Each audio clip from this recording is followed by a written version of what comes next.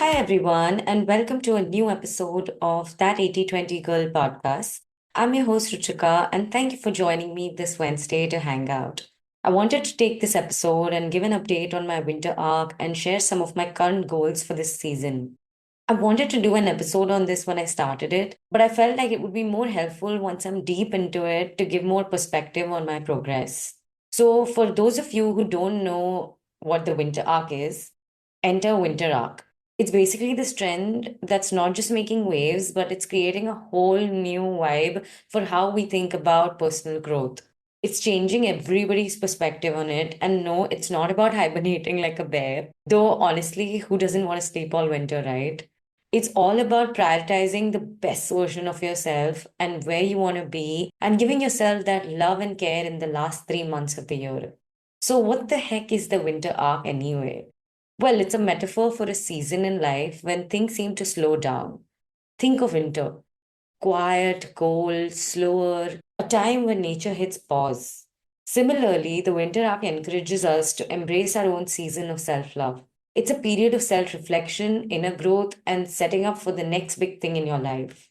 Before we get into this week's episode, though, let me do a quick weekly recap. This past week was all about Diwali, but before that, it was an impromptu plan I made with my best friend Tina. I visited her at her farmhouse, and it turned out to be one of the most wholesome days I've had in a while. I had about 15 hours with them before I had to head to Bombay, but we made the most of every single moment. We enjoyed simple activities like taking a leisurely walk by the lake and playing Legos with her daughter. Hearing her recite all the new rhymes she's learned at just 1.5 years old is pure joy. She's seriously one of the smartest kids I know, and I love her so, so much. We took a drive to watch the sunset, ate a delicious home cooked meal with her, and just caught up at night over drinks. It was everything I needed. These moments are truly core memories for me, especially since Tina and I have been best friends since seventh grade. I've realized I don't need elaborate plans for the best time with her. I just need her company, and that makes it all feel so special. After this, there were celebrations at home in Bombay, and they were just a vibrant mix of joy, light, and togetherness. Diwali always brings our family closer, especially with my mom's love hate rituals we have. She wakes us up at 5 a.m. with her, which is quite an experience, which we hate in the moment, but later I always end up cherishing it. She has me have a shower after a full body uttan scrub. It's like this scrub which she puts during Diwali. And then there is this nazar removal thing to ward off evil. She even gives me and my sister some Diwali money as a good luck charm. One of my favorite parts of Diwali was going shopping with mom and dad and picking out decorations, treats, and clothes, and then playing card games for hours with dad and Mags. Mags also did some beautiful rangoli right outside the house, which was so fun and beautiful to say the least. Lighting countless diyas filled our home with such warmth and love. I really cherish the tradition of exchanging homemade sweets and snacks with our neighbors and friends. It's such a sweet way to spread happiness. In Bombay, the energy was buzzing. One of my favorite things this Diwali was going for a walk and soaking in all the beautiful lights decorating the tall skyscrapers and homes around the city. The entire city lights up. It's so magical. It's so special to see how everyone does up their houses during this festival, and each window and balcony will sparkle with diyas, colorful decorations. It's just almost like a magical, serene atmosphere that truly reflects the joy of this season. It feels like the whole city is glowing in celebration. Being home for Diwali is just always extraordinary. One very special part of Diwali also is the gift exchange me and Max do. It's such a joyful experience, overflowing with excitement as we swap our carefully chosen gifts. It's so sweet how well we know each other that we can always guess what the other person wants and ends up getting for us as well. I picked some fabulous lip glosses from Masaba for both of us, and they're just amazing. She got the pink one, I got the brownish nude one. And she gave me these stunning chunky gold earrings and bracelets, which are perfect because I'm obsessed with accessories currently.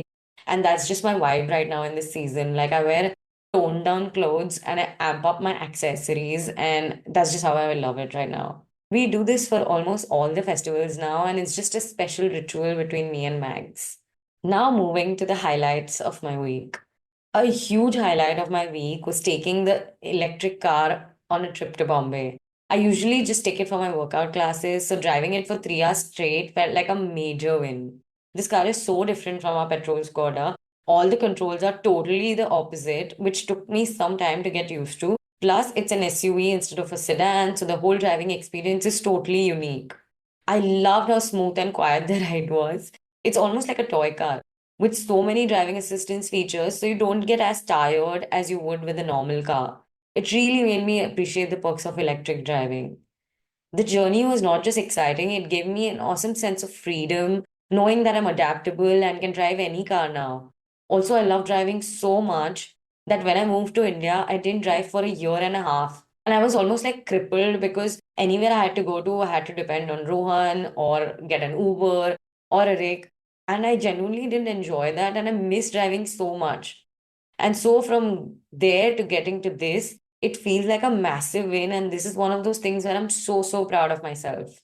One more highlight of my week was this Healthstone Maror green powder, which my mom gave me on my last trip to Bombay. It's like a green tea replacement with all the frills. It's got basil, mint, green tea, spinach, other leafy greens, psyllium. It's supposed to be taken thrice a day, so I have it in the morning with my chia seed ginger water, in the afternoon, an hour after lunch, and after dinner, I have it right before bed. This is when I have replaced it with my usual green tea. I romanticize it by adding Celtic salt, a little bit of sparkling water, and lemon. It's like my version of a sleepy girl mocktail now. It's the perfect bedtime drink and it's got so many benefits. I feel so light throughout the day. It's helped so much with my digestion. It's great for your gut and it's anti inflammatory. Like, I have no reason not to do it. I love it so much. I keep raving about it this week to every person I talk to. Another highlight of my week has to be these stunning brown nail extensions I decided to treat myself to, and they turned out amazing. I usually get them done every month, but I've taken a break since July, since coming back from our Jamaica trip to just give my nails a breather. The rich brown color feels so warm and perfect for the festive season. It's so autumn, fall. So these extensions just add a little extra flair to my look as well. I'm such a sucker for almond or Scoville nails. Each time I catch a glimpse of them, it just lifts up my mood. And I'm loving how they complement every single thing I wear. And another huge highlight of my week was this awesome date night I had with Rohan at this Italian spot called Sinona's. So it's kind of been jinxed for us because we've tried going to this place for like 2 or 3 times, and each time something came up and we had to cancel. So finally, when we got a chance, we both hopped onto it. It's a place which is in Bombay and in Pune. And so since I was here this week, we decided to check it out. Oh my gosh, what a place. It has sourdough that's brewed for 48 hours. So I kid you not, the pizza tasted very close to the pizza we had in Paris. And that's one of the best ones we've ever had. It's so light and airy, and it makes you want to just keep eating. We both got our own pizzas. Rowan went for his favorite with fresh basil, slated garlic, capers, pitted Kalamata olives, and mozzarella, while I chose the one with the slow spice chicken, Vesuvian sun-dried tomatoes, homemade spice chili, mozzarella, herbs, and garlic. It was a flavor explosion, and it was just everything. We couldn't resist topping it off with tiramisu because I love that dessert. It was so decadent and it had rum in it, literally one of the best I've ever had. We wrapped up the meal with some coffee, and honestly, it was such a good evening. It felt so good to have a much needed date night with such good food. And we just decided to pick up our weekly date nights, and now we're going to try out new places. And I'm so, so excited about it. Now, let's move on to the word of the week. My word of the week is celebration. This week perfectly captures the spirit of recent festivities, especially with Diwali just behind us. I've just been so happy every single day. There's been so much to look forward to. And it's just not a celebration about big parties or flashy fireworks. It's also about those intimate moments like enjoying time with your family and friends. It's about recognizing the joy in everyday moments and the bonds we share with the people we love. Whether it's lighting diyas, sharing homemade treats, or simply being together, each of these acts is a celebration in its own right. And it doesn't stop there. Celebration can also be about appreciating personal milestones, like achieving a goal or even just getting through a tough week. Like for me, it was getting through 4 workouts every single day, not missing them before Diwali started, and then picking them up back after Diwali ended. And I'm so proud of myself for doing that. It's about creating memories with our loved ones, whether it's celebrating a personal milestone, whether it's listening to your favorite music, having warm company, or delicious food. I have just felt like celebrating every little thing that I've done this week, and it's been all so wholesome for me. So let's dive into celebration means for each one of us and let's embrace it in our lives. The little things that bring us all joy. After all, isn't it about all those little things only? Now, let's get on with our episode of my winter arc update. So, while the winter arc started as a trending concept on social media, it quickly evolved into something deeper. It's like from October 1st to December 31st, where we all release the accelerator on our lives and get all laid back. This challenge is motivating us to keep pushing ourselves and not wait for 1st Jan to hit to refresh our goals. It's simple. It's like, why not get there when the chances of you falling off the wagon are the highest? It's you putting in the work, doing the things that your best self would do. It's like you're setting goals and intentions and keeping yourself accountable. It's you forgiving yourself when you mess up and acknowledging that you're human and you're allowed to mess up. And it's remembering that when you mess up, you don't have to continue messing up. You can jump back into your routine. It's you being compassionate with yourself. Like, I kid you not, this whole Diwali 4 days, I have binged on every possible thing there was to binge. I have done no workouts for those 4 days, and I have understood that it's absolutely okay to enjoy these festivals and not restrict yourself during these times, but pick yourself up and get yourself back into the groove right after it's over. And the cool thing about this is there's no right way to do it. Your winter arc is going to look probably completely different to mine, and I love that. I think the whole concept of this is not about completely revamping your life. Though, again, I mean, you get to choose what you want to do. So, if you want to completely revamp your life, then by all means, why not? But it's not really about it. It's just more of a mindset of regrouping, getting re inspired in any areas that have potentially lacked inspiration, and ending the year on the best note possible. That's it. I would encourage you to set yourself up for success. And by this, I mean, do not set outrageous goals that you fully know you're not capable of attaining in these 3 months. And as of now, these 2 months. You know what I mean? Because then I just feel like you're going to be left unsatisfied come December 31st when you realize that you didn't meet those goals. I think there's a very clear difference between pushing yourself while also being realistic. And I think we can meet somewhere in the middle. So when I was planning my winter arc, I had this cute little moment with myself on my patio a few weeks ago. I played some music, I got my journal, and I just asked myself a few questions that I felt like were really going to help me identify what it was I really wanted to focus on the next 90 days. Make sure that it's something that you can actionably do and truly commit to. And one key thing I really want to stress over here is momentum.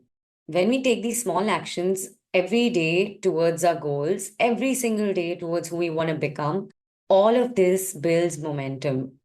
It's like a snowball effect. It goes on and on and on, and it leads us to who we want to be. It leads to so much success. That energy is something irreplaceable. The energy of momentum, the energy of those small wins every single day, I promise you, it accumulates, it adds up. Every little action adds up. Whether you know it now or not, you will see the way that these things add up. Anybody that you see who is successful in any type of way, they have to use momentum to get where they are. It wasn't something where they only did it for one day and then boom, their life changed. No, it was those little habits that they built up to the point where they perfected them. And to the point where the momentum was so big that it's like a bubble that eventually had to explode. So when it's good momentum, that bubble, when it explodes, it's going to create abundance, going to build up your goals. It's like when you go to the gym, right? Eventually, after a certain amount of workouts, what other option is there for you but to get to your goal weight or for you to grow muscles? There's not another option. It's a bubble that must explode. If you're going in every single day, doing what you need to, that momentum is going to build up inevitably. And momentum keeps you going. I promise you that. So once you get a small win, another small win comes and another small win, and it continues going on and on and on. And you're already building this momentum. So by the time 2025 comes around, like you're already going to have that snowball effect going. And the next step that I want to talk to you about when it comes to reinventing yourself, there's still time. You still have 2 months to go. You have to embrace the hard work and romanticize it though. You have to fall in love with the process and fall in love with the things that maybe are not the most glamorous. Because here's the truth, real transformation doesn't come from chasing quick fixes or temporary motivation. It comes from embracing the hard things, believe it or not, learning to romanticize them. So, we really have to train our brain to chase the real dopamine. The dopamine that you get from going through a really hard workout, the dopamine that you get from finishing a project that you've been working on. That's basically like the dopamine that you want to chase instead of cheap dopamines that happens when we scroll and scroll and scroll on our phone or when we do any activity that numbs our brain. That is not real dopamine. A key part of all of this is knowing your reason to do so. So definitely take your time, reassess, and reflect every Sunday. So for my reflection, I actually ask myself 4 questions every single week, which are: what did I do well this week? What didn't go as planned? Am I still enjoying the process? Are there any activities or habits that I need to adjust because they are draining my energy? This is what I have been focusing on every Sunday, and I'm going to keep at it because it's really important because it helps you assess if you want to take things down a notch, if it's feeling too rigid, or conversely, it will help you up things if you feel like you're achieving your goals much quicker than you anticipated. Nobody asked, but I'm going to share a few of my goals with you.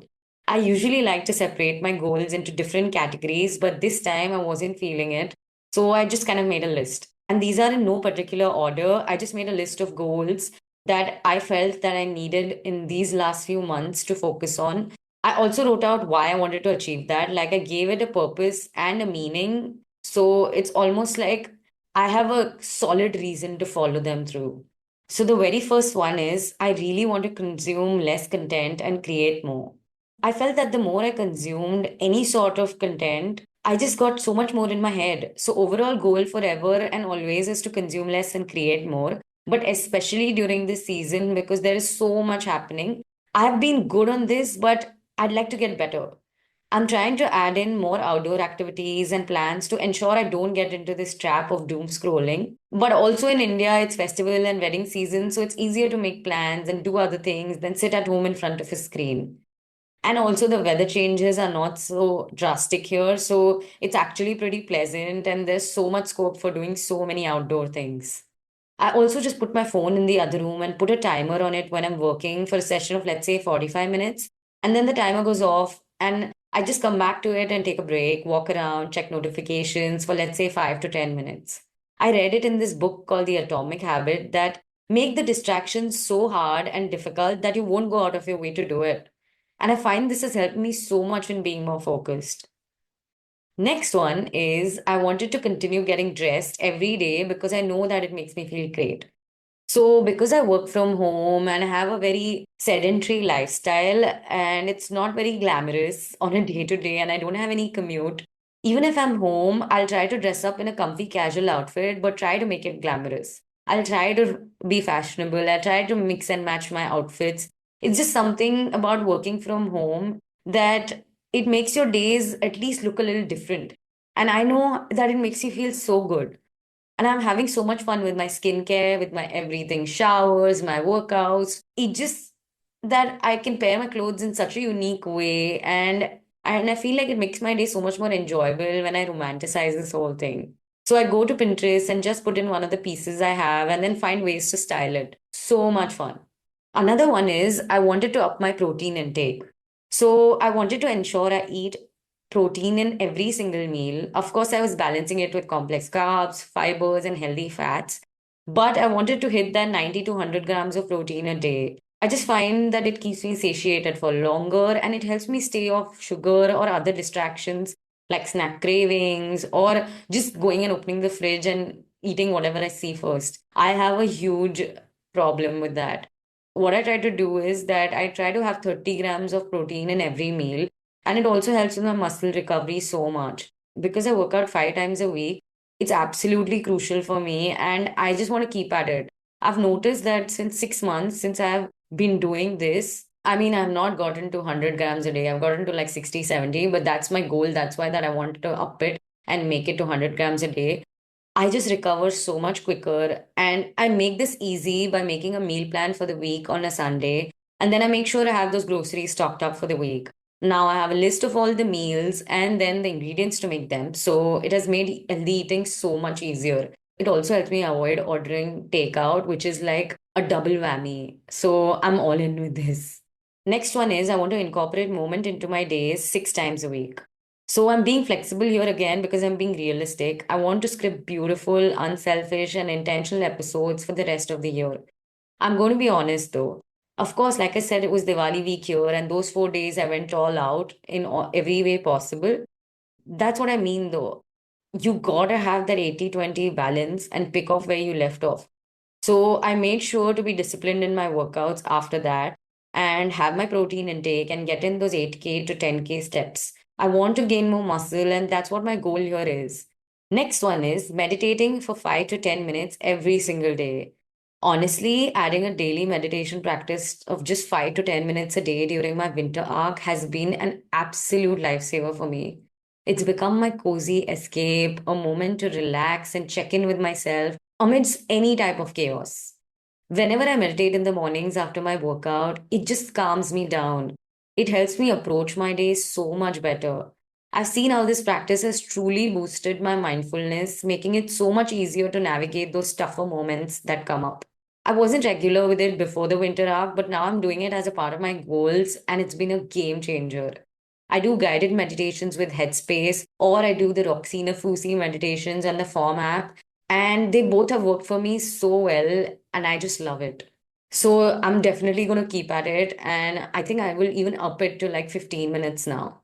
Lastly, I want to finish the year on reading strong. I had a goal at the beginning of this year to finish 20 books, and I think I've reached 17, which I think is pretty good. But I want to put the pedal to the metal and get to those last three books. So if you're in a place like me or just want to start this as a new goal, a great tip for making this habit is to make it easy for you to reach that book. Keep it next to your bedside if you want to read before sleeping. Keep it in your purse or your commute bag if you want to do it on your daily commute. Or keep it on your study table like I do. So I keep taking reading breaks throughout the day and get my reading in. Doing this just reminds me of the habit I want to keep at every single day.